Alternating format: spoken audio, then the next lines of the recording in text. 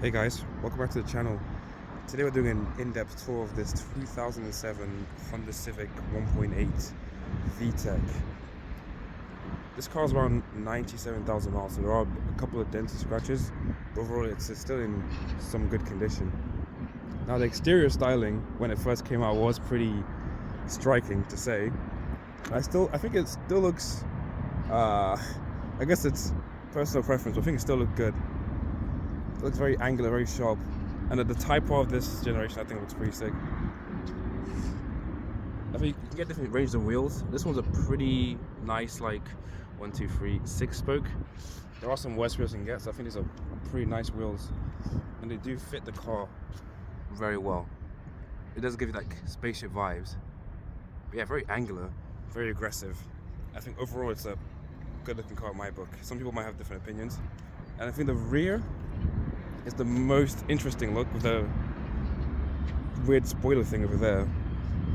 It does make reversing this car very hard, especially since this hasn't got the parking sensor option. You don't really know where the rear is at, and the window, I'll show you once we're inside, but the view is not great. Oh, what was that? What's SVR? That's nice. Let's take a look at the interior. It's a very, I won't say futuristic, but it's very different to normal cars of this like era. Everyone's got like a nice, normal, mundane, you could say, interior, but this one has a very forward-thinking, maybe, because the screen over there is pretty nice addition, and the speedometer right in your line of sight is basically like a heads-up display. It's right where you're looking, so it's very easy to read while I'm driving. I think it was a great design when it first came out. I think they should, well, heads-up displays kind of replaced it, but I think it was a great idea they had. Yeah, the seats are very nice, very comfortable, and there's some good manual adjustment to them. I find them very comfortable to sit on, and they look pretty clean for a car this high mileage. I think the design is pretty simple but very effective. And then the gear stick, I've seen better days. It's a weird looking gear stick, but when you get it in your, when you get your hand on it, it does, like, it's kind of curved and shaped, so it really fits the hand nicely when you're shifting, and has a great action. I think the gearbox in this car is very nice. Yeah, you got door bins. It's got a couple of scratches. You got door bins, auto mirrors on this one. It's also got the navigation, which is out of date but pretty cool. This has auto wipers, auto headlights. Pretty nicely spec'd, I think. Now look at this cool ass handle for the rear. Get to the rear seats. I think there's plenty of room. I'll sit behind myself actually, because I'm 5'10", as I've said multiple times. I could be 6 foot one day, you never know. But I'm 5'10", and that's my driving position. It's a little more forward because I'm still getting used to the car, but I've got plenty of leg room. The headroom's not bad. I've got like maybe an inch or two of headroom. And then there's these seats. If you know about the Honda seats, the lighting on this side, let's go this way. Better this way.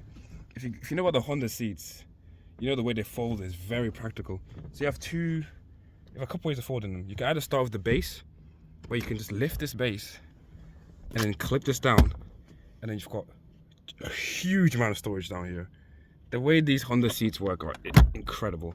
I had it on my Jazz and I was like, oh my god. I never used it because I don't really carry much, but if you carry stuff, my god, is it useful. And the base of the seats is so wide that it's kind of easy to get comfortable. And the middle seat, there isn't that much of there's no real hump here, like in rear-wheel drive cars or most cars in general. So middle guy might get some leg room, but I think you could do 3 adults back here. Maybe not comfortably, but like not torture. That's not torture. You can also, if you lift the tab at the top here, you can move these seats forward, and then you can see the base also moves with it. And then it goes completely flat. Can you see that? Yeah, completely flat.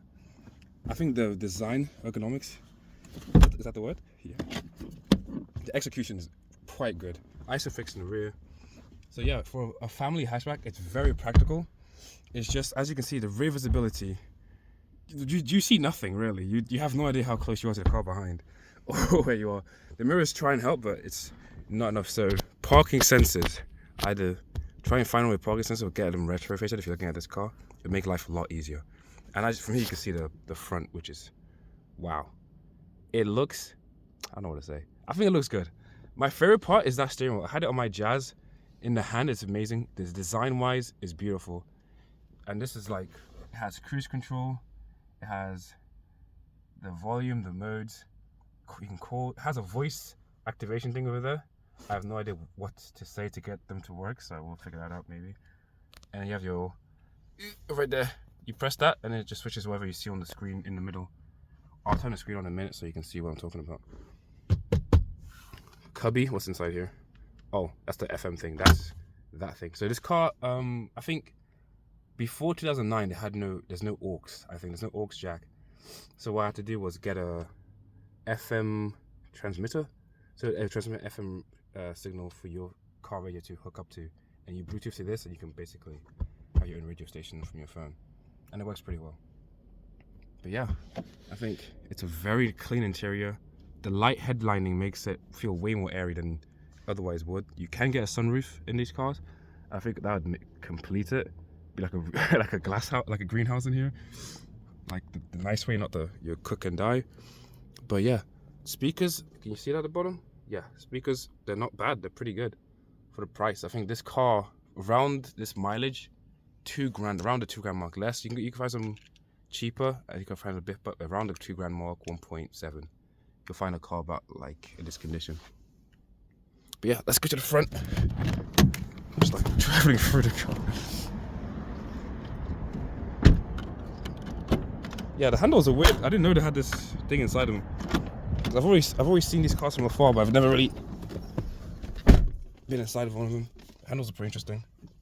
So this car has electric folding mirrors, controlled. You can also power adjust them, locks, and then these two are auto on the front and then rear electrics as well.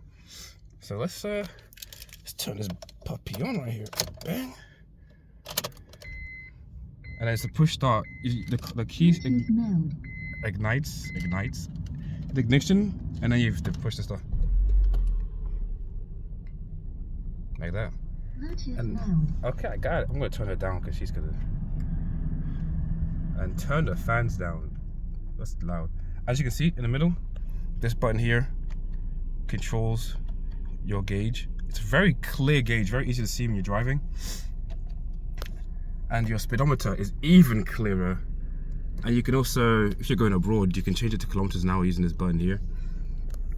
So it makes it very, very useful. They've designed this very well because the sat nav is right there, easy to see, but it is an old sat nav, as you can see here. So it's yeah, it's not as accurate as the latest stuff. But I think there's an upgrade, but the upgrade is like mostly a new head unit right here rather than changing that over there.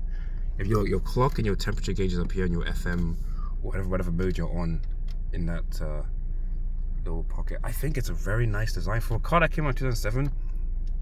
It literally looks so futuristic. If you updated this a bit, this car would be perfect. If this had like Google, if you get Apple CarPlay and Auto in that section right there, I mean this car would be banging. It already is a great car, but they really did think this through. The gear lever is in a great position compared to the previous gen where it was all like hanging out the dash a bit more. This one is perfect. This is like my first manual in a year, and I took to it very easily. It was intuitive and the clutch was perfect. And that 1.8 VTEC, it's a good engine.